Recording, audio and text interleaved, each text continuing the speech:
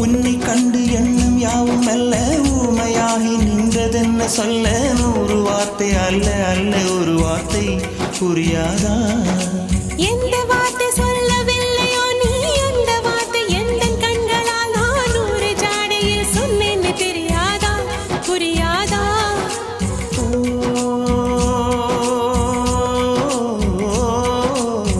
my போல நானும் கண்ணில் சேர வேண்டும் மை போல நானும் கண்ணில் சேர வேண்டும் பூவை போல நானும் உந்தன் கூந்தல் சேர வேண்டும்